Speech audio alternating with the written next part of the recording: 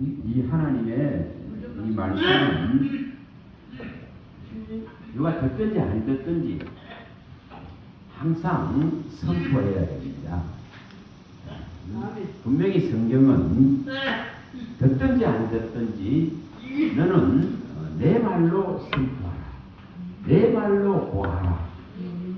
그래서 분명하게 때로는 이 말씀을 선포하는 것이 어렵고 힘들 때도 많이 있습니다.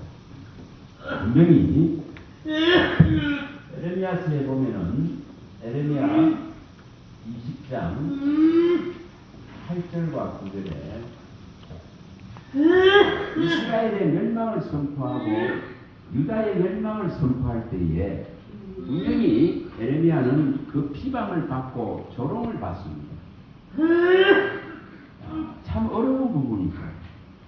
하나님의 말씀을 선포한다는 것은 굉장히 힘들고 어려운 부분입니다.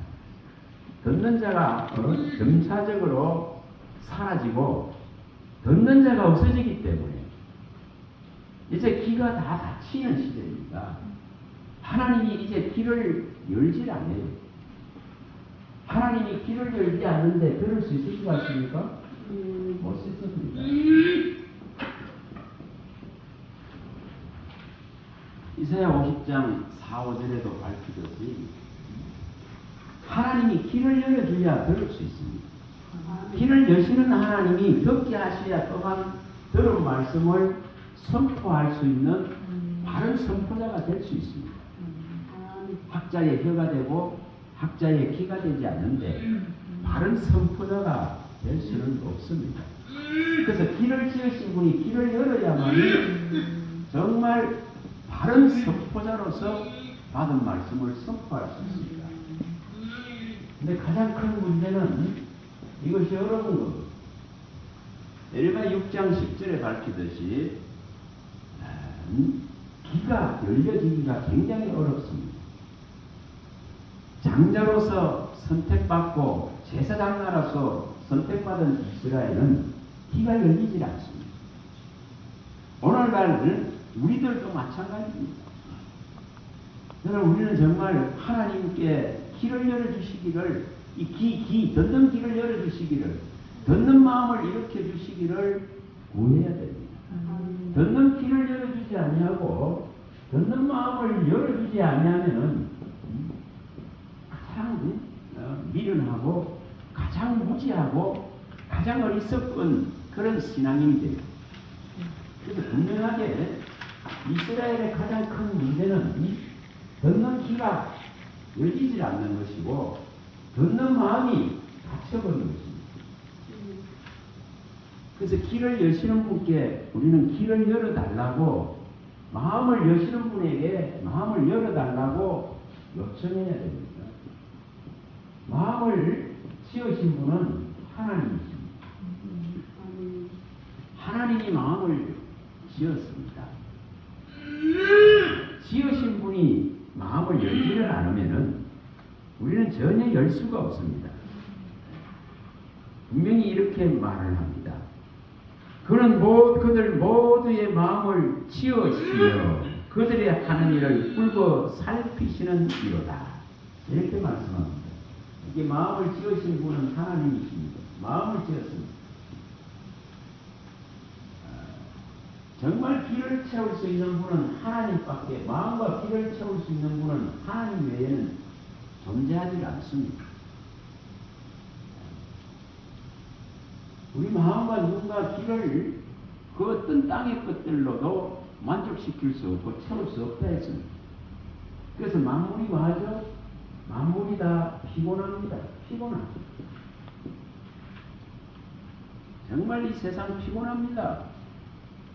수많은 사람들이 더 살려고 하고 조금 더 이 땅에 머물려 하지만은 이 만물이 진짜 피곤합니다. 채워지지 않기 때문에 그렇습니다. 그래서 마음을 채울 것도 없고 귀를 채울 것도 없습니다. 눈을 채워줄 것도 없고 입을 채울 것도 존재하지 않습니다. 전도서 6장 7절에 입을 채울 수 없어요. 입을 만족시킬 수 있는 것이 없습니다. 좋은 걸 먹어보지만은 채워지지 않습니다. 분명하게 우리는 이런 문제성들을 빨리 읽어내야 됩니다. 그래서 주님은 이렇게 말씀합니다. 에레미야 9장 12절에 정말 누가 지혜가 있어서 이 하늘의 말씀을 받아서 하나님 말씀을 받아서 정말 이 선포자로 설 것인가를 묻습니다. 또 10편에 94편에 8, 9절에도 밝히듯이 정말 언제나 이 백성이 지혜로울까 하며 하나님께서 건심합니다. 우리는 분명하게 세상에 떠돌아다니는 수많은 말들을 접합니다. 수많은 말들을 듣습니다. 그러나 우리의 이 마음을 지으신 분이 마음을 열어주지 아니하고 길을 지으신 분이 길을 열어주지 아니하면은 하늘의 소리는 절대 들을 수 없습니다. 하늘의 소리는 누가 듣습니까? 정말 고린도전서 2장 8절에 10절에 밝힌 대로 사랑받은 자가 아니면은 들을 수 없습니다.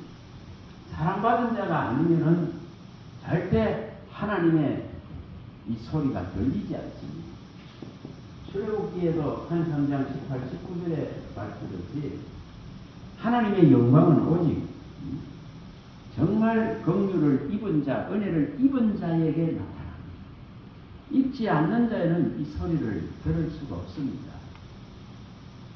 우리는 이것에 주목해야 됩니다. 요한복음 10장에 예수님이 여기 26, 27절에 밝히듯이 내가 주님의 양인지 아닌지를 결정하는 조건이 뭡니까?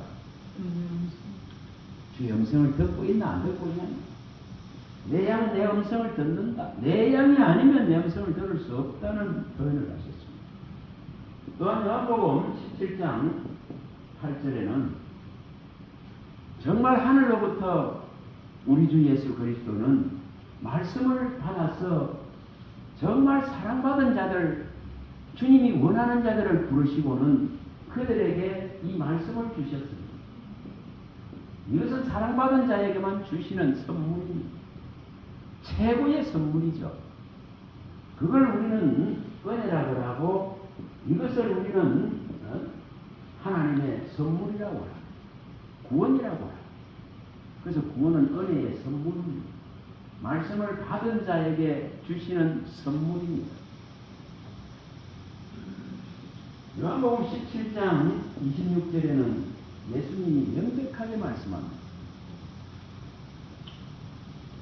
예수님이 오셔서 이제 하나님 아버지의 이름입니다. 그거 하나님이죠. 하나님의 이름입니다. 이름을 주십니다. 예수를 통하지 않고는 이 이름을 받을 수가 없습니다. 아버지의 이름을 알리십니다. 아버지의 이름을 알게 하십니다.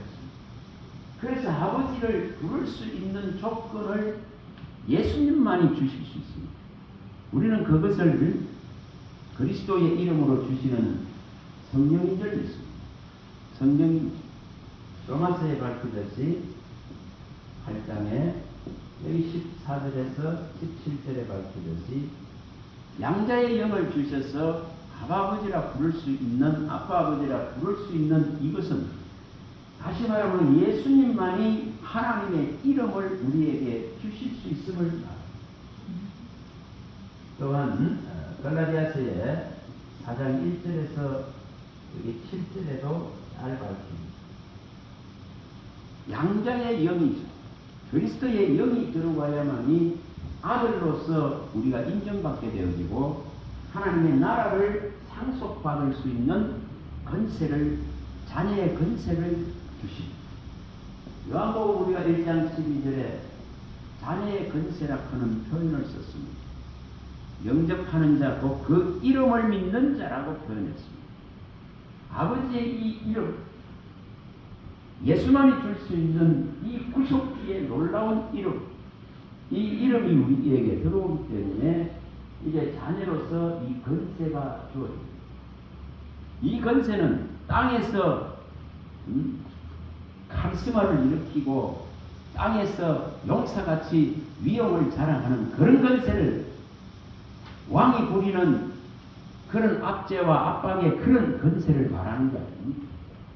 이것은 사탄을 이길 수 있는 악한 세력을 이길 수 있는 진짜 하나님의 자녀에게 준 권세. 우리는 그걸 말씀이라고 합니다. 말씀이 없는데 못 이깁니다. 요한일서 2장 14절에 밝힌 대로 말씀 때문에 하나님 주신 말씀 때문에 죄를 이깁니다. 악한 자를 이깁니다. 악한 자를 이기는 모든 원리는 말씀에 있습니다. 그래서 말씀을 우리에게 주신 것을 진짜 최고의 영광으로 아시기 바랍니다. 하나님의 영광은 긍휼과 은혜를 입은 자에게, 그 자비를 입은 자에게, 사랑을 입은 자에게 말씀을 주셨다 이거예요. 말씀을 주셨다. 그래서 이 말씀 앞에 악한 귀신이 떠나가는 거예요. 그 말씀 앞에 하나님의 능력이 치료되어짐으로 나타나기도 하고, 또 변화로 나타나기도 하고, 또 새로운 모습들로 하나님 앞에 설게 됩니다. 그래서 말씀인 을 우리는 영이라고 합니다. 요한복음 6장 63절에 우리는 말씀을 영이라고 합니다. 하나님 말씀을 영이라 하고 하나님 말씀을 생명이라고 합니다. 다시 말하면 영생의 말씀입니다. 영생의 말씀입니다. 영을 주고 생명을 줄 수 있는 말씀입니다. 그래서 이 영이 들어와야 우리가 살아나고 깨달을 수가 있습니다. 그래서 영이 들어오지 않는데 깨달을 수 없어요. 영이 들어오지 않는데 우리는 살아날 수가 없습니다. 살아날 수 있는 근거가 없어요. 영이 들어와야 살아납니다. 영이 들어와야 깨닫게 됩니다. 영이 들어와야 깨우치게 되죠. 분명히 이것을 이렇게 말씀합니다. 욥기서에 그러나 사람의 속에는 영이 있고 전능자의 숨결이 사람에게 깨달음을 주시다. 그 영이 우리 속에 살아나야, 영이 살아나야 하늘의 소리를 듣고 깨닫습니다. 지혜를 열 수가 있습니다. 또 33장 4절에도 말합니다. 하나님의 영이 나를 지으셨고 전능자의 기운이 나를 살리시다. 그래서 영이 없는데 우리는 못 살아요. 살아날 수가 없습니다. 우리는 죽은 자에 다 대열에 서 있었던 몸들, 허물과 죄로 죽었던 자들, 이 죽었던 허물과 죄로 에베소서 2장 1, 3절에 세상 풍속을 쫓고 정말 하나님의 진노 안에서 죽었던, 허물과 죄로 죽었던 우리를 다시금 살려놓는 것이 곧 그리스도의 영입니다. 또 다시 말하면 그리스도의 말씀입니다. 영생을 주는 영생의 말씀입니다. 이것이 없이는 살아날 수가 없습니다. 그래서 하나님 말씀을 영이라 하고 하나님 말씀을 곧 생명이라고 합니다. 이걸 또 다른 표현으로 하면 요한일서 5장 10절에서 12절에 밝히듯이 예수를 믿는 자 안에는 그리스도만이 가지고 있는 생명이 들어옵니다. 이번에서 7장 6절에도 밝히듯이 새로운 생명이죠. 이 놀라운 생명이 우리 안에 들어옵니다. 히브리서 여기에 7장에 이렇게 말씀하죠.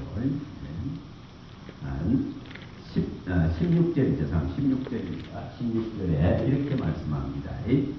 그는 육신에 속한 한 계명의 법을 따르지 아니하고 오직 불멸의 생명의 능력을 따라 되셨다. 이분을 예수 그리스도로 합니다.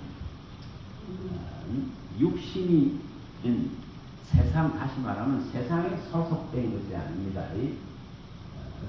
육신의 법에 소속된 것이 아니라 불멸, 소멸되지 아니하는, 망하지 아니하는 다시 말하면 썩지 아니하고 새하지 아니하는 그러한 능력으로 정말 우리를 찾아오신 분이 예수 그리스도의 이름입니다. 그래서 예수 그리스도의 이름이 없이는 우리는 존재성이 상실되어요. 분명히 상실되어야 됩니다. 이분이 우리의 마음에서 떠나는 순간 우리는 좌절합니다. 우리는 절망합니다. 이분이 우리 마음 안에서 커지지 않으면 우리는 절망을 이길 수가 없습니다. 시편 119편 50절이나 92절에 밝히는 내용대로 정말 그분의 위로의 소리, 그분의 정말 부름의 소리, 그분이 나를 기쁘게 하고 즐겁게 하는 소리가 없이는, 그 말씀이 없이는 우리는 이 인생이 당하는 이 절망을 벗어날 수가 없습니다. 이 절망은 결국 나중에 무엇을 주죠? 죽음을 줍니다. 그래서 절망은 죽음에 이르는 병이다. 그래서 이 절망적인 것을 해결해 주시는 것이 하나님의 말씀입니다. 이 말씀의 위로라는 것이고 이 말씀의 즐거움이라는 것입니다. 이것이 없이는 우리는 살아가는 동력을 일으킬 수가 없어요. 살아갈 수가 없습니다. 그래서 우리에게 있는 모든 장벽을 무너뜨리는 원리는 스가랴서나 이사야서의 41장에 여기 밝히듯이 분명히 우리 앞에 산들이 많이 있습니다. 여기 큰 산이 스룹바벨 앞에 큰 산이 놓여 있습니다. 또 때로는 작은 산도 놓여 있습니다. 이런 장애들이 놓여 있습니다. 또 시편 18편에도 말씀했습니다. 28, 29절. 이런 장애들이 많이 놓여 있습니다. 앞에는 이게 성벽이 놓여 있습니다. 성벽이 있습니다. 가로막는 것이 수없이 있을 수 있습니다. 그러나 하나님의 은총을 받은 자는 이것을 넘을 수 있고 이것을 무너뜨릴 수 있는 권세가 있습니다. 분명히 그 권세가 있습니다. 그래서 우리들에게 이 입을 하나님의 검으로, 하나님의 말씀이라 그런 검으로 예리하게 해주셨습니다. 분명히 성도의 모든 능력은 어디 뭐로부터 온다 했습니다. 말씀의 검을 예리하게 할 때에 분명히 우리는 이긴다 했습니다. 우리 주 예수 그리스도도 계시록 2장 12절에 그의 입에서는 예리한 날성검이 나옵니다. 시편 149편 6절에서 9절에 밝히듯이 정말 성도에게는 이 예리한 검을 갖고 있습니다. 그걸 우리는 입술에 두어야 됩니다. 입에 두어야 됩니다. 입에 신실한 말라기 2장 4절에서 7절에 만군의 여호와의 사자들은 그 입에 말씀이라는 이 놀라운 진리를 갖고 있어야만 이것을 나팔을 부르라고 우리에게 이 놀라운 제사장의 직분을 선물로 주시고 우리에게 나팔을 불 수 있는 권한을 친히 주셔서 정말 경고의 나팔을 우리는 제대로 불어야 되는 자들. 이 시대 경고의 나팔을 불어요. 요엘서 2장에. 그래서 우리는 지금 뭘 해야 되는지를 오늘 좀 생각을 해보겠습니다. 자, 이제 말씀을 하나씩 봅니다. 자, 에스겔서 가봅니다. 2장.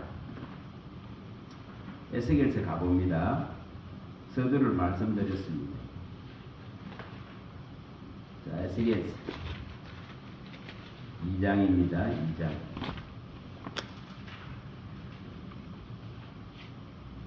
더욱더 충실한 자들, 정말 의로운 자들이 우리 주변에서 이제 사라집니다. 고독하고 외로울 때가 수없이 이제 많이 일어날 겁니다.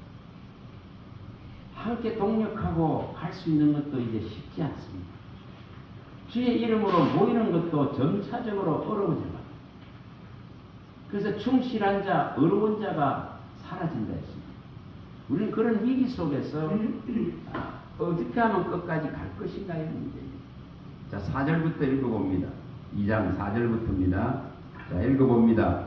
이 자손은 얼굴이 뻔뻔하고 마음이 굳은 자니라. 내가 너를 그들에게 보내노니 너는 그들에게 이르기를 주 여호와의 말씀이 이러하시다 하라. 그들은 배역한 족속이라. 그들이 듣든지 아니 듣든지 그들 가운데 선지자가 있음을 알지니라. 인자야, 너는 비록 가시와 찔레와 함께 있으며 정갈 가운데 거주할지라도 그들을 두려워하지 말고 그들의 말을 두려워하지 말지어다. 그들은 배역한 족속이라도 그 말을 두려워하지 말며 그 얼굴을 무서워하지 말지어다. 그들은 심히 배역한 자라. 그들이 듣든지 아니 듣든지 너는 내 말로 고할지어다. 아멘. 이게 지금 주의 종들에게 주는 명령입니다.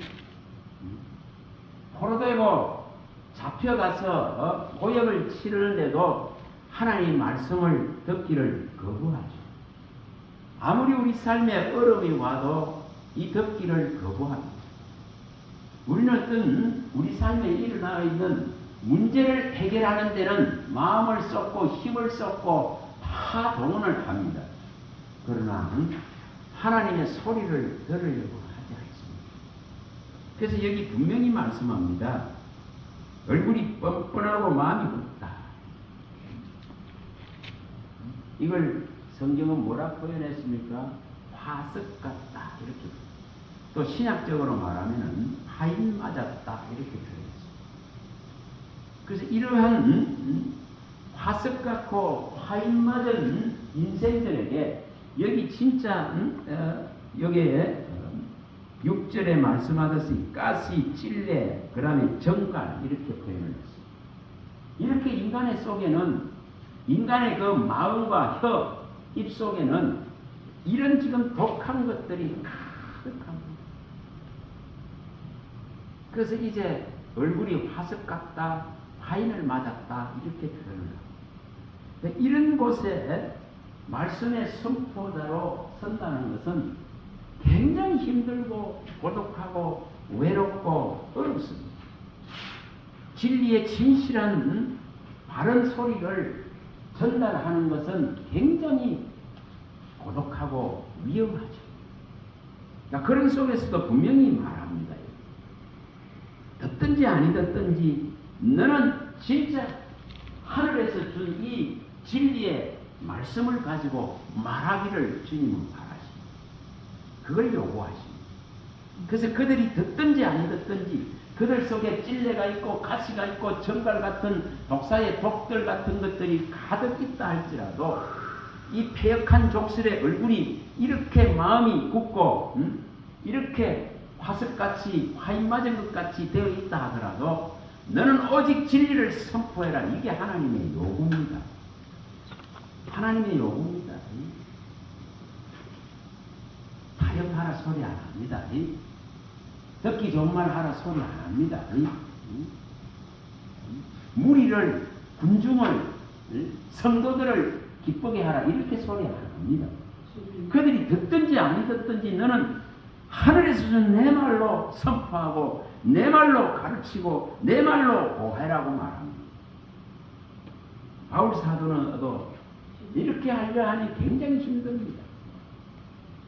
그래서 그가 갈라디아서에서 밝히듯이 1장 10절에 밝히듯이 또 고린도전서 1장 10절에도 밝히듯이 정말 하나님을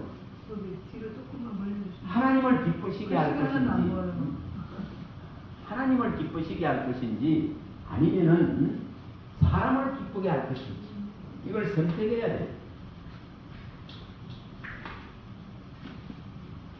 같은 마음과 같은 뜻과 같은 일이 되야만이 그리스도 안에서 하나 될 수 있는데 이게 굉장히 어려워져 갑니다.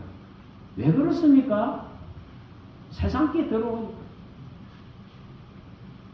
세상의 소리가 들어오지 하나님의 진리의 이 말씀을 마음에 듣기는 굉장히 어렵습니다.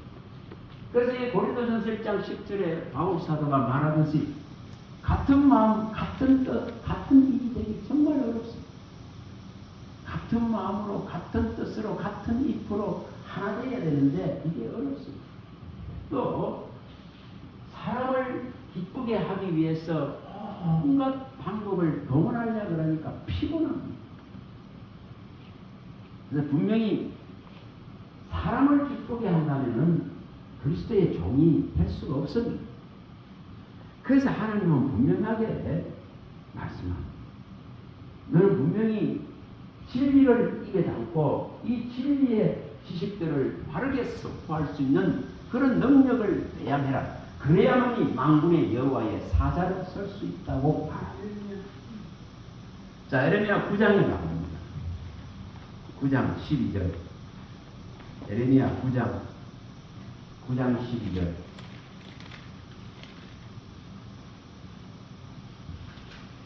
에레미야 9장 12절입니다.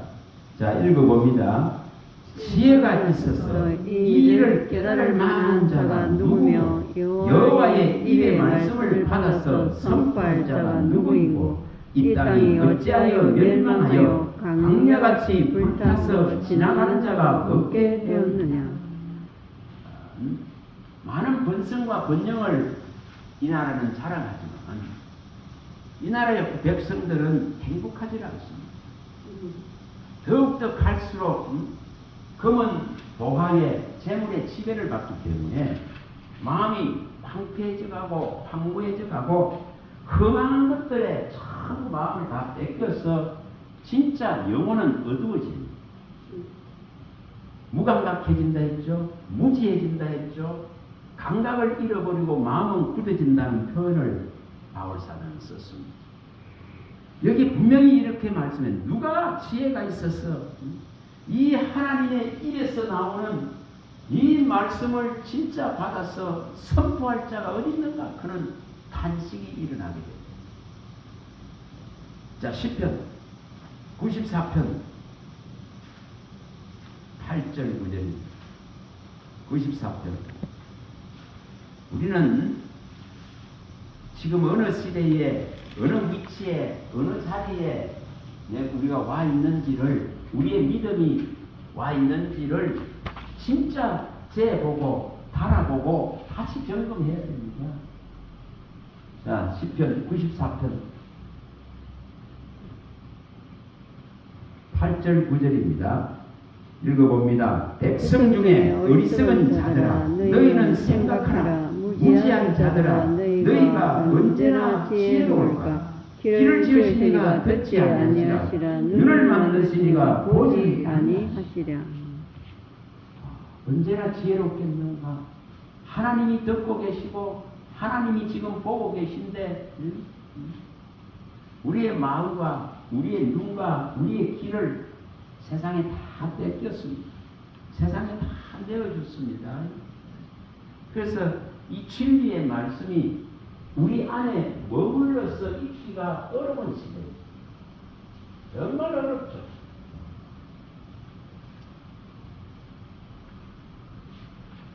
잠언서의 4장 4절에 말씀하듯이 찾아보십니다. 잠언서 4장 4절. 이것을 실행하기가 너무너무 어려워져 갑니다. 이 말씀이 우리 마음에 머물기가 어렵고 우리 마음에 보존되기가 어렵고 이 말씀을 또한 지켜내기가 어렵습니다. 마음에 있게 하기가 어려운 시대단 말이에요. 정말 어려운 시대죠. 자, 잠언서 4장 4절. 자, 읽어봅니다. 아버지가 내게 가르쳐 이르기를 내 말을 내 마음에 두라. 내 명령을 지키라. 그리하면 살리라. 이것을 마음에 두고 지키는, 이 마음에 둡니다. 두고 지키는. 두고 이것을 지켜라. 이것을 지켜내는 것이 어렵습니다. 마음에 두기가 어렵습니다. 하나님의 말씀이 우리 마음에 머물기가 얼마나 어려운지 모릅니다. 정말 어려운 시대입니다. 마음에 이 말씀이 왜 머물지 못할까? 왜 마음에 있지 못할까? 이 지금 인간이 가지고 있는 욕심의 세계가 끝나질 않습니다. 이 더러움의 세계가 끝나질 않습니다. 그래서 공고해집니다. 그래서 어려워집니다. 다 이래도 좋으니 주님만 계시면 됩니다. 이렇게 되기가 어렵습니다. 다 뺏기도 주님 한 분으로 만족하겠습니다. 이게 어렵습니다.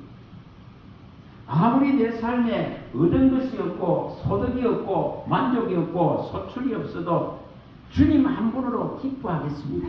이게 어렵습니다. 정말 어렵습니다. 그래서 마음에서 다 뺏겨버리기 때문에 힘들어집니다. 자, 누가복음 8장 18절 다 뺏깁니다. 우리는 이것을 다시금 생각해야 돼요. 마음에 있는 것을 다 빼앗겨버리기 때문에 말씀의 위력과 능력으로 못 살아냅니다. 말씀이 주는 위로로 살아내질 못해요. 말씀이 주는 치료로서 해결이 되질 않습니다. 말씀이 주는 만족함을 일으키질 못합니다. 정말 우리 주님은 주님의 이름 때문에 우리를 선한 길로, 의의 길로, 생명의 길로 이끄시려고 하는데 우리는 이 소리를 듣기가 점점 어려워지고 마음에 간직하기가 어려워집니다. 8장 18절입니다. 자, 읽어봅니다. 그러므로 너희가 어떻게 들을까 스스로 삼가라. 누구든지 있는 자는 받겠고 없는 자는 그 있는 줄로 하는 것까지 빼앗기리라 하십니다. 마음에 말씀이 없기 때문에 더욱더 힘들어져 갑니다. 12절도 읽어봅니다. 12절. 자, 읽어봅니다. 길가에 있다는 것은 말씀을 들은 자니 이에 마귀가 가서 그들이 믿어 구원을 얻지 못하게 하려고 말씀을 그 마음에서 빼앗는 것이다. 뭘 뺏기는 것이 뭔 결과를 낳는 거죠? 말씀을 뺏긴다는 것은 구원을 받을 수 없게 만든다는 것입니다. 그래서 구원을 일으키지 못하도록 구원받은 것들을 망각하고 잊어버리게 하기 위해서 이 말씀을 마음에서 완전하게 마귀는 빼앗기를 원합니다. 우리는 이 지금 치열한 이 전투를 하고 있는 자인데 이것을 깨닫기가 어렵습니다. 그래서 나중에는 마침내 어떻게 되죠? 다 뺏겨서 허망해집니다. 자, 마태복음 25장 28, 29절. 마태복음 25장 다 빼앗깁니다. 우리는 이런 말씀에 주목해야 됩니다. 다 빼앗겨서 힘들어집니다. 말씀이 없기 때문에 의지할 데가 없습니다. 말씀이 없기 때문에 의뢰할 데가 없습니다. 말씀이 없기 때문에 믿고 맡길 만한 데가 없어집니다. 자, 읽어봅니다. 28, 29절. 그에게서 그 한 달란트를 빼앗아 10달란트 가진 자에게 주라. 무릇 있는 자는 받아 풍족하게 되고 없는 자는 그 있는 것까지 빼앗기리라. 그럼 이런 결과는 뭐가 되죠? 30절에 바깥에서 설키우게 됩니다. 내쫓긴잖아. 이것이 오늘날 말씀을 버리는 이 시대의 모습이고 말씀을 떠나는 성도의 모습이고 말씀이 마음에 있지 않는 종들의 모습이 됩니다. 그래서 말씀의 위로와 말씀의 능력으로 이겨나가고 견디나가기가 굉장히 어려워져 갑니다. 어느 정도일까요? 자, 에레미야 20장 18, 19절. 에레미야 20장. 정말 이런 시대의 문제를 우리는 알아야 됩니다.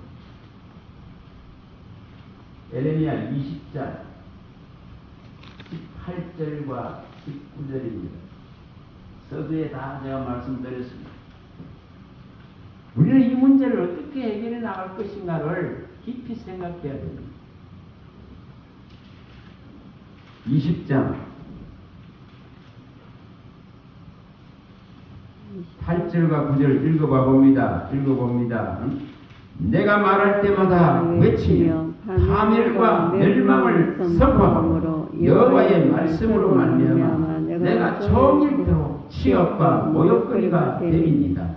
내가 다시는 여호와를 선포하지 아니하며 그의 이름으로 말하지 아니하리라 하면 나의 마음이 불붙는 것 같아서 골수에 사무치니 답답하여 견딜 수 없나이다.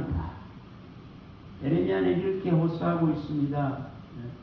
시대의 그 암울함과 시대의 미래가 보이지 않고 희망이 보이지 않는 그 어둠 속에서 이렇게 하나님께로 돌아오라. 그래야 산다고 돌아오면 이 배역한 자식들을 하나님은 고치고 살려놓겠다고 하는데도 아무리 외치도 해결이 나질 않습니다. 그래서 늘 그 치욕과 모욕 속에서 이제 더 이상 하나님 말씀을 선포하지 않으려고 합니다. 우리는 이런 순간들에 직면합니다. 왜냐? 거짓 영들이 날뛰기 때문에 정말 마지막 때에 이 그리스도의 말씀을 무너뜨리고 이 진리를 진짜 왜곡시키는 세력들이 수없이 일어납니다. 이것을 우리는 방어하기가 굉장히 어렵습니다. 분명히 뭐가 보내지느냐? 이 악의 영이 보내집니다. 이 그리스도의 영이, 그리스도의 영이 악의 영입니다. 정말 거짓의 영이죠. 거짓의 영입니다. 거짓말하는 영이죠. 거짓말하는 영이 보내집니다. 요한일서 2장 18절 적그리스도의 영, 사사기 9장 23절에 악의 영이 보내집니다. 열왕기상 22장 23절에 거짓말하는 영이 누구에게 들어옵니까? 선지자들의 입에 다 들어갑니다. 예레미야 51장 7절에 이게 미치게 하는 영입니다. 미치게 하는 영이 들어갑니다. 또 이사야 37장에서도 잘 나오듯이 뭐합니까? 온갖 소문을 일으키는 영입니다. 뭐 이것 좋다 저것 좋다, 여기 그리스도 있다 저기 그리스도 있다, 이 약성화돼 저 약성화돼. 그래서 그리스도의 능력을 잊기가 어렵습니다. 결국은 하나님은 뭘 보낸다 했습니까? 미혹의 영을 보낼 수밖에 없습니다. 미혹의 영이라 표현했습니다. 또 로마서 1장에서는 28절에서 32절에는 뭐가 상실입니다. 상실의 영입니다. 상실한 마음대로 그대로 버려두는 거예요. 이런 것들을 보내셔서 결국은 뭐가 일어납니까? 흔들어버립니다. 흔듭니다. 지금 이사야 17장 16절에 우리 많이 봤습니다. 17장 이사야 17장 6절이죠. 17장 6절 17장 6절. 그러나 그 안에 죽을 것이 남으리니 감람나무를 흔들 때 가장 높은 가지 꼭대기에 과일 2-3개가 남은 것 같겠고 무성한 나무의 가장 먼 가지에 4-5개가 남은 것 같으리라. 이스라엘의 하나님 여호와의 말씀입니다. 이렇게 흔듭니다. 흔들어서 이제 떨어뜨리죠. 그래서 그걸 이렇게 표현합니다. 이제는 마지막 때라 적그리스도의 오리라 한 적그리스도의 영이 이미 와서 가장 강한 활동들을 지금 하고 있습니다. 24장에서 4~5절에서 밝히듯이 적그리스도의 영입니다. 이 악의 영입니다. 악의 영. 악의 영들이 뭐를 일으킵니까? 전쟁을 일으킵니다. 이 나라와 저 나라를 이간시켜서 전쟁을 일으킵니다. 여기 잘 나옵니다.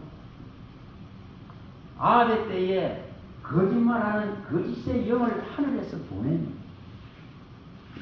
에레미야는 이것을 이 미치게 하는 독주를 부른다. 미치게 하는 영이죠.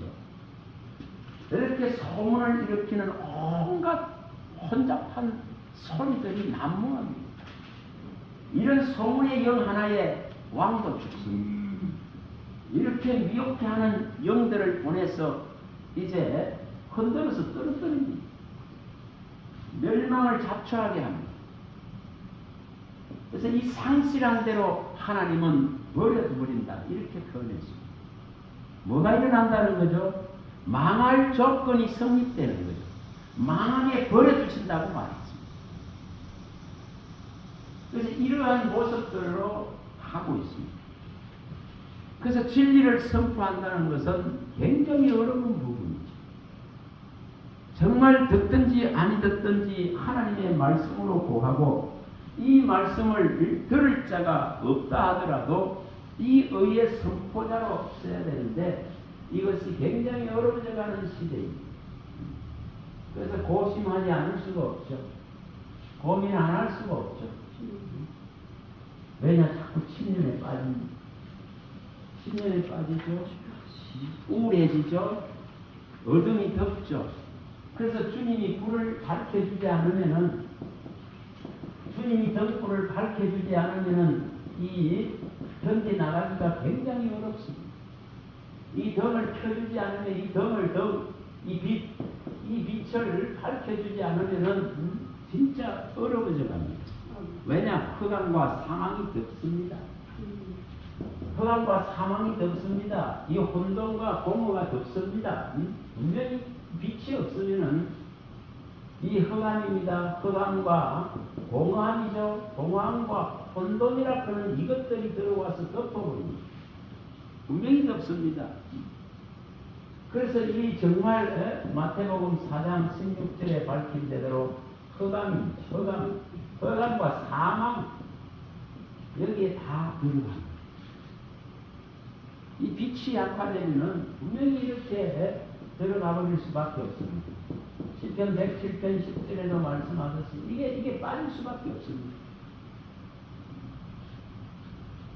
그래서 우리는 진짜 우리를 위해서 모든 것을 이루신 주님을 진짜로 지금 다시 찾아야 돼요.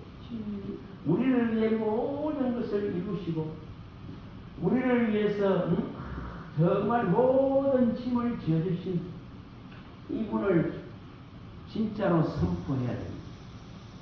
정말 이분을 전심으로 선포해야 됩니다. 전심으로 감사하면서 그의 이 의를 그의 기이한 이 구속을 선포해야 됩니다. 자, 시편에 가봅니다. 9편 1절.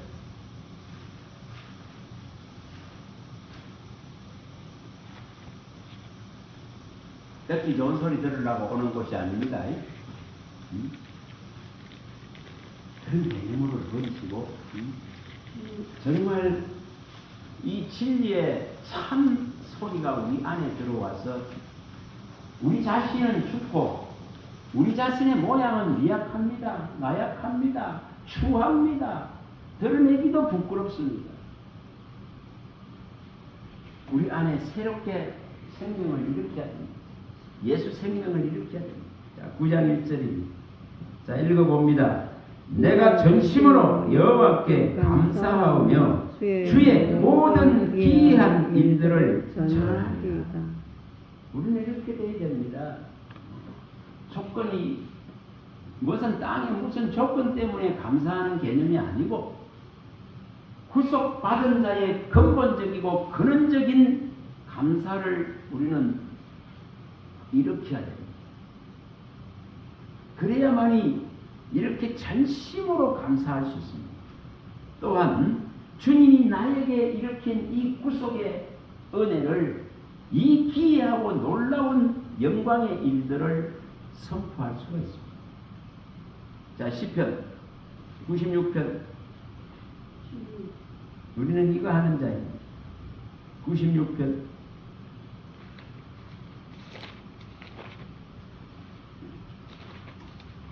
3절부터 읽어봅니다. 3절.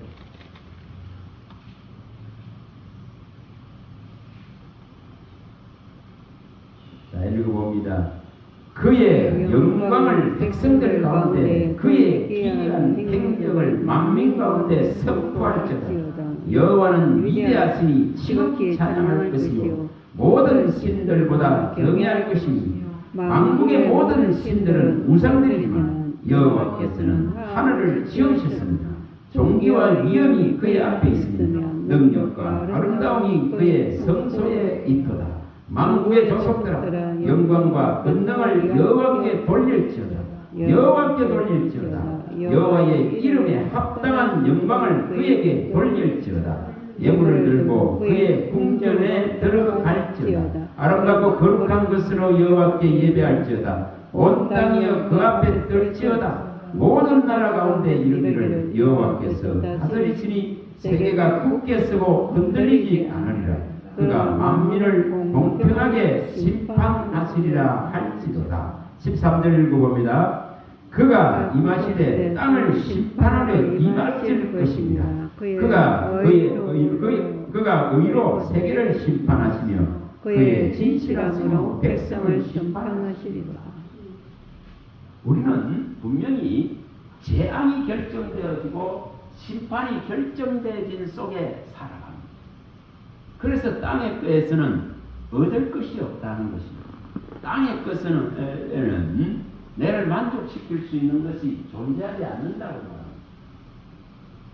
인간의 땅에 만들고 건설하려는 그 미련함들을, 그 헛된 일들을 떠날 수가 없죠. 그런데 이것도 또한 누가 하셨다 하셨어요? 하나님이 하셨다. 이렇게 말합니다.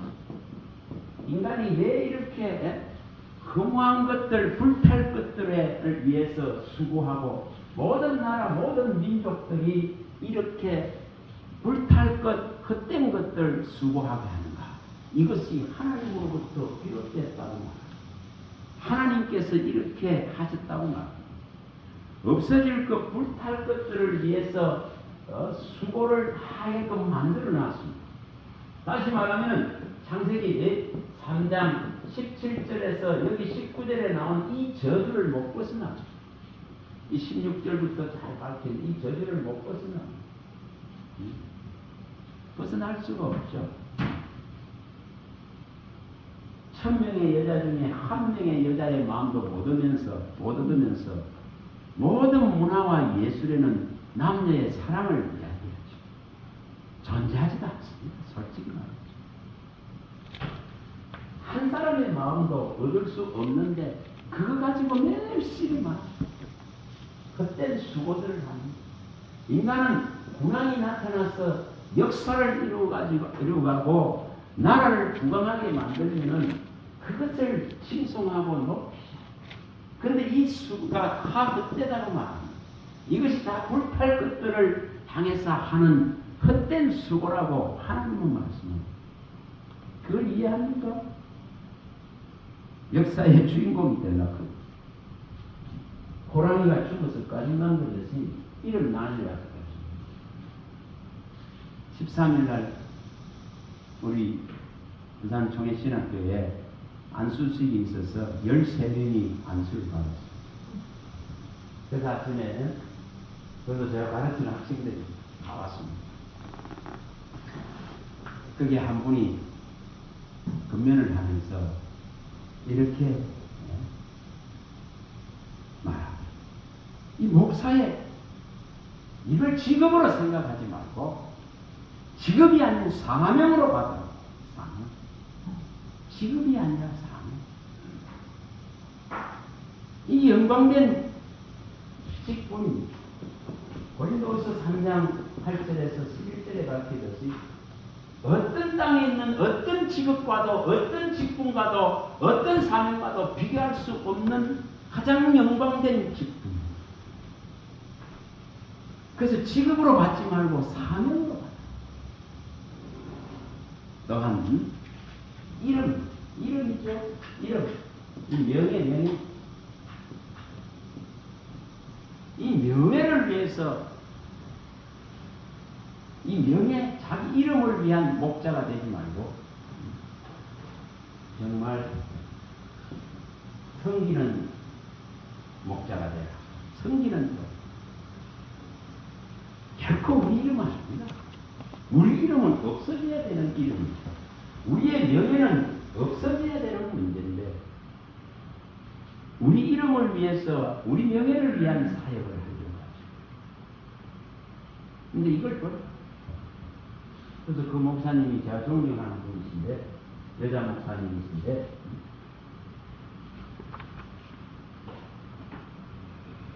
저한테 그분이 예전에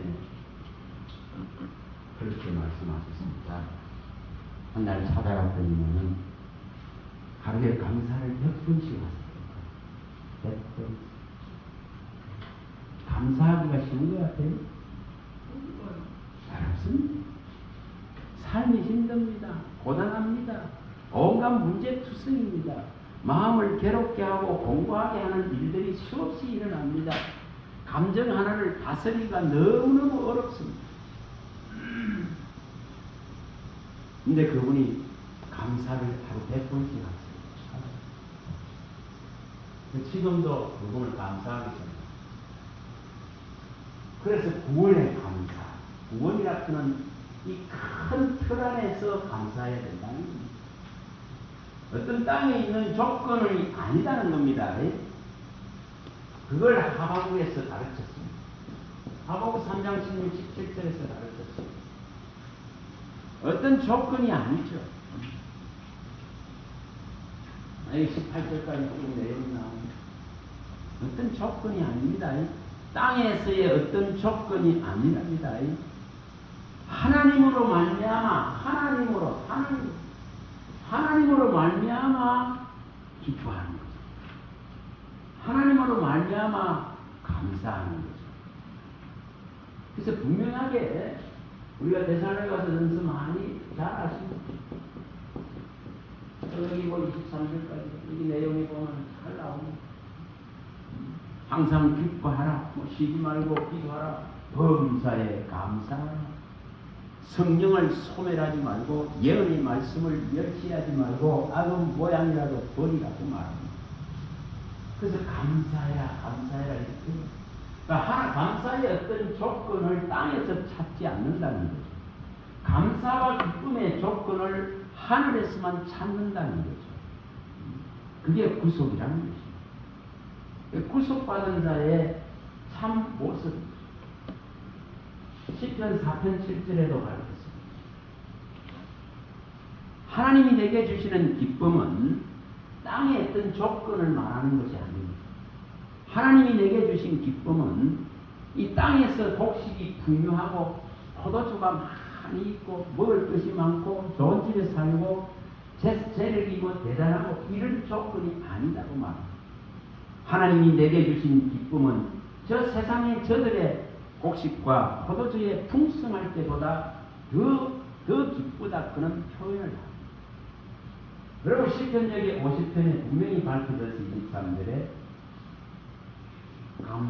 감사의 제사라 그런 표현을 썼습니다. 감사로 제사를 드리는 자는 하나님을 영화롭게 하는 자가 있습니다. 하나님을 정말 높이는 자는 감사가 떠나지 않는다는 표현을 썼습니다.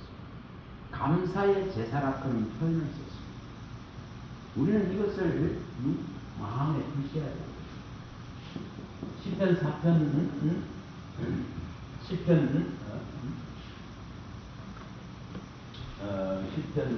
4편 5절입니까? 5절에도 말씀을 했죠. 이 의의 제사라 그런 이 표현을 썼습니다. 분명히 의의 제사를 드리고 여호와를 의지하고 의의 제사입니다. 의의 제사. 하나님의 의만을 우리는 바라보는 거죠. 하나님의 의를 의지하는 거죠. 하나님의 의만이 우리에게 의가 되기 때문에 그래서 의의 제사라는 표현을 썼습니다. 지난번에 말씀드렸듯이 여기서는 분명하게 언약이라 그런 표현을 썼습니다. 언약의 제사입니다. 수많은 사람들이 뭐와 맹약합니까? 뭐와 약속을 하느냐면 이사야는 이사야 28장 여기 15절에서 밝힐 때에 사망입니다. 사망과 서울이라 했죠. 사망과 서울과 맹약했다 이렇게 밝혔습니다. 수많은 인생들이 사망을 향해서 질주하고 달려가죠. 지옥이라 하는 데를 향해서 달려가죠. 그래서 이 표현을 이렇게 썼습니다. 너희가 말하기를 우리는 사망과 언약하였고 서울과 맹약하였은즉 넘치는 재앙이 밀려올지라도 우리에게 미치지 못하리니 우리는 거짓을 우리의 피난처로 삼고 허위 아래에 우리를 숨겼습니다. 이렇게 말씀합니다. 사망과 서울과 언약하고 맹약하고 거짓의 뒤에 다 숨어서 보호받으려는 이러한 인간의 사상들이 지배합니다. 그러나 우리는 분명하게 그리스도의 피의 제사로 언약한 자들, 그런 자는 감사의 이 제사를 드리게 됩니다. 또 히브리서 13장에 나오는 15절에 뭡니까? 찬송이죠. 찬양. 찬송의 제사를 드립니다. 항상 주님을 높이려고 합니다. 어려움이 있고 힘듦이 있고 고달픔이 있고 외로움이 있고 우울함도 있고, 여러분 분명히 그리스도인들 3명 중에 1명이 우울증을 겪습니다. 최근 통계가 그렇습니다. 그런 속에 살아갑니다. 힘듭니다. 힘들고 어렵습니다. 그래서 주님은 분명히 이 베드로전서에 5장 6절 7절에 밝혔습니다. 주의 명한 손 안에서 겸손해라. 그리고 하나님 앞에 네 염려를 다 맡겨버리라고 말합니다. 그래서 겸손이라는 것은 하나님의 명한 손 안에서 겸손해라는 표현. 겸손이라는 것은 맡김이 있습니다. 맡기지 않는데 뭐가 겸손히 일어날 수 있습니까? 주님, 나는 할 수 없습니다. 내 사정을 아시는, 내 배부를 다 아시고 지으신 하나님은 전부를 아시기 때문에 그분에게 나를 맡깁니다. 내 사정을 맡깁니다. 시편 139편에 16절에서 여기 18절에 가서 보면 시편 139편 16절 14절부터 18절까지 다 읽고 14절 왜 맡겨야 되는? 우리 힘으로 아무것도 할 수 없습니다. 어려운 재판장이 되시고 내가 미약하고 연약해서 알지 못하여서 범하였던 허물들까지 덮어주신 하나님께 내 사정을 다 맡기고 하나님께서 고쳐주시고 불쌍히 여겨주시고 그 불붙는 긍휼, 창자가 끓는 듯한 그런 긍휼로 하나님의 인재와 하나님의 개입이 있기를 바라요. 자, 읽어봅니다. 14절부터 18절입니다. 내가 주께 감사하오면 나를 지으시니 심히 기묘하심이라. 주께서 하시는 일이 기이함을 내 영혼이 잘 아나이다. 내가 은밀한 데서 시험을 받고 땅의 깊은 곳에서 기이하게 시험을 받을 때에 나의 형체가 주의 앞에 숨겨지지 못하겠나이다. 내 형질이 이루어지기 전에 주의 눈이 보셨으며 나를 위하여 정한 날이 하루도 되기 전에 주의 책에 다 기록되었나이다. 하나님이여, 주의 생각이 내게 어찌 그리 보배우신지요. 그 수가 어찌 그리 많은지요. 내가 세려할지라도 그 수가 모래보다 많도소이다. 내가 깰 때에도 여전히 주와 함께 있나이다. 내 사정에 숨김이 없습니다. 하나님은 묵묵히 우리를 보고 계십니다. 눈동자같이 보고 계십니다. 내 폐부와 장기를 다 보고 계십니다. 어디가 아프고 어디가 고장이 나고 어디가 미약하고 연약한지도 아십니다. 내 삶의 모든 사정사정을 낱낱이 아시는 이분입니다. 그래 우리는 이분을 의지해야 됩니다. 우리는 이분께 맡겨야 됩니다. 원수가 시편 말씀했듯이 원수가 와서 정말 하나님의 성소 성전을 전부 다 자기 깃발을 꽂고 더럽혀 놨습니다. 우리는 이것을 이사야 1장 25절에 밝히듯이 잿물로 녹여서 이것을 정결하게 깨끗게 해야 합니다.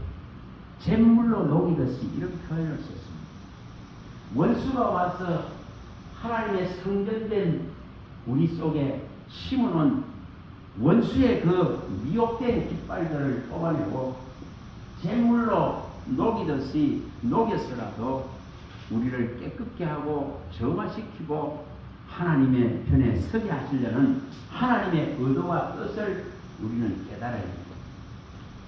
이것이 일어나 이게 뽑혀져야 이 원수가 우리 안에 뽑아놓은 거짓의 깃발들, 진리가 아닌 사망과 소울과 맹약하고 언약하는 이런 깃발들을, 그런 소리들, 그런 말들을 우리 이 성소에 다 심어버렸습니다.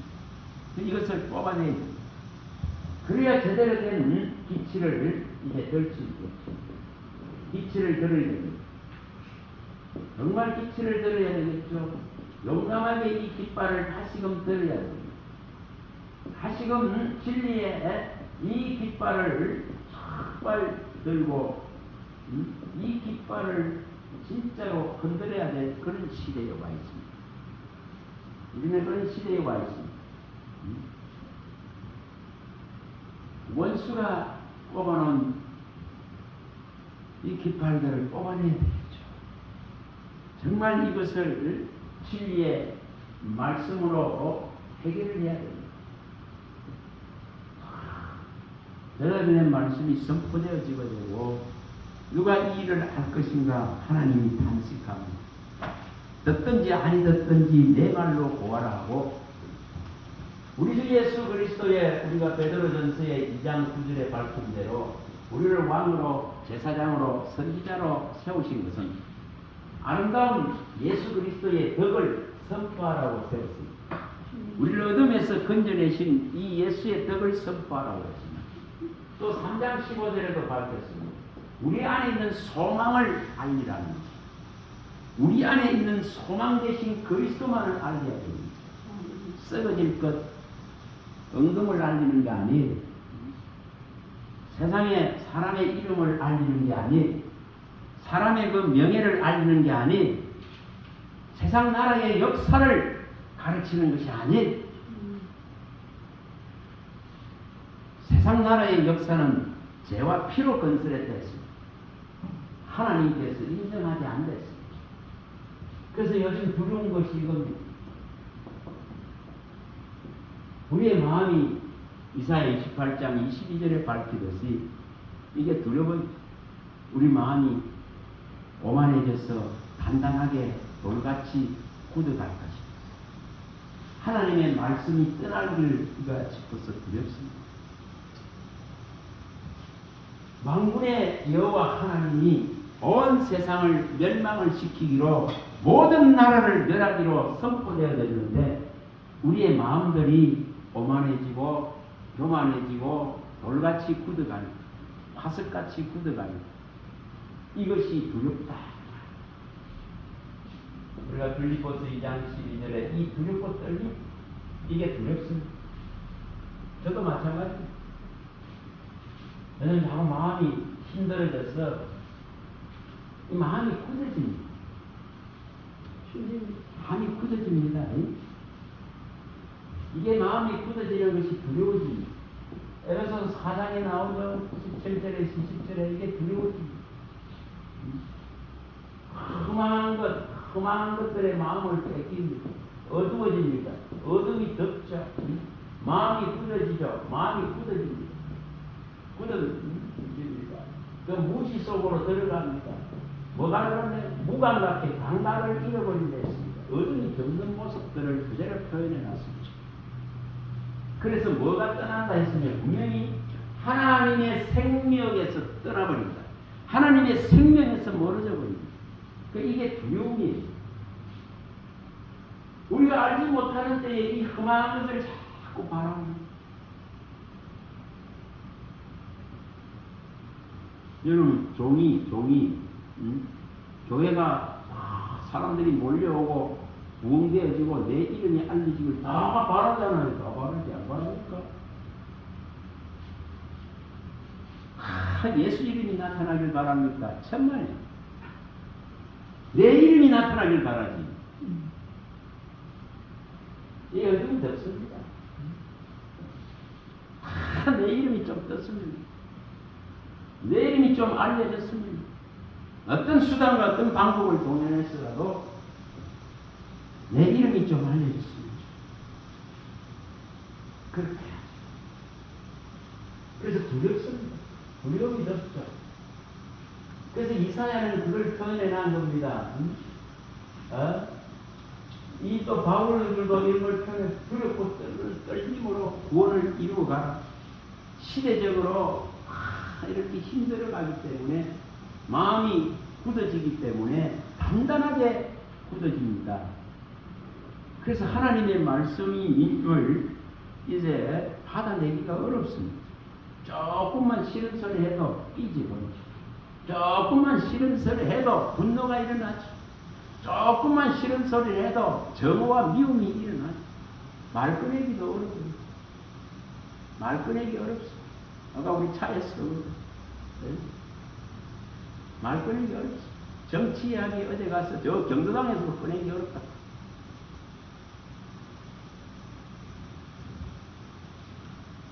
여러분 분명히 살벌해지고 삭막해졌습니다. 이런 시대에 누가 진짜 하나님 말씀을 들을 것인가? 누가 이 진리를 알아서 하늘의 지혜를 받아서 선포할 것인가? 이것을 하지 않으려 할 때는 더 답답하고 더 힘들어지는 에레미야의 그 모습까지. 또 에레미야가 고백하던 우리 많이 봤습니다. 주의 말씀을 정말 얻어먹은 자로서 얻어먹을 때는 즐겁고 좋고 기뻤지만 이제 이 말씀 때문에 오는 고난과 외로움과 아픔들이 지배합니다. 그래서 주님 말씀을 선포하기가 어려워집니다. 그런 속에서 하나님은 또 요구합니다. 너는 내게로 돌아오라. 돌아와서 오직 내 말을 가지고 이 듣든지 아니 듣든지 진짜 하나님 말씀을 선포할 수 있는 하나님의 입으로서 쓰임을 받으라고 요구합니다. 그래서 우리는 분명히 이거 해야 됩니다. 끝까지 가셔야 됩니다. 하나님 나라를 차지해야 됩니다. 어렵더라도 진리의 말씀을 우리는 마음에 두셔야 되고 바른 선포자로 써야 되고 바른 종과 정인으로서 써야 됩니다. 이것을 해야 됩니다. 26장에 나오는 14절에 18절에 많이 봤습니다. 사도행전 4장 18절에 20절에 많이 봤습니다.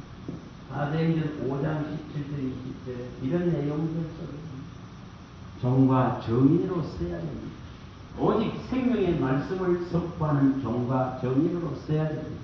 이것이 말세를 만난 나에게 주님이 찾아오신 이유입니다. 말세를 만난 내게 구원을 보이신 이유입니다. 은과 금으로서 구속된 것이 아닙니다.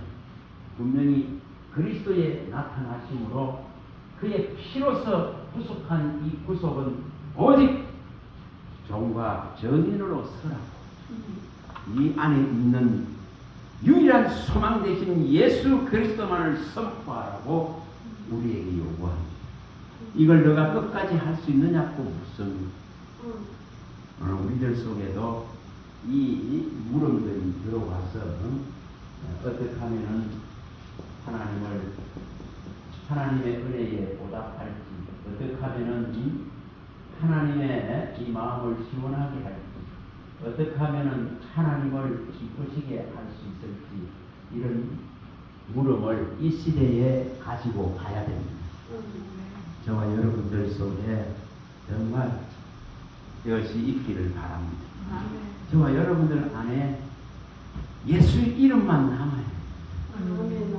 은금이 다 사라지고 내 건강이 다 사라지고 내 안에 어떤 다른 조건이 필요한 것이 아니라 그리스도의 이름만이 남기를 바라야 될 그런 시대. 이것이 미래고 우리의 희망입니다. 유일한 이 아굴골짜기에 소망의 문 대신 예수의 문을 우리는 들어가야 됩니다. 생명의 문으로 들어가야 됩니다. 이걸 일으킬 수 있는 저와 여러분들이 되시기를 바랍니다. 할렐루야. 하나님 감사합니다. 주의 말씀하시면 내 발의 등이요 내 길의 빛입니다. 무엇을 말하겠습니까? 진리의 말씀을 깨닫는 마음을 일으켜 주셔서 은총을 받은 대열에 서게 하시고 은총을 받은 자는 주의 말씀을 깨닫고 일어나는 줄 믿습니다. 주님이 도와주셔서 용기를 내게 하시고 정의롭게 하시고 다시 한번 힘을 낼 수 있는 은혜를 다 부어주시고 그리스도로만으로 만족되어지고 그리스도의 말씀으로 충만되어질 수 있도록 은혜를 다하시고 진리를 부어 주시옵소서. 우리 주 예수 그리스도 이름으로 감사하며 축복하며 기도합니다. 아멘.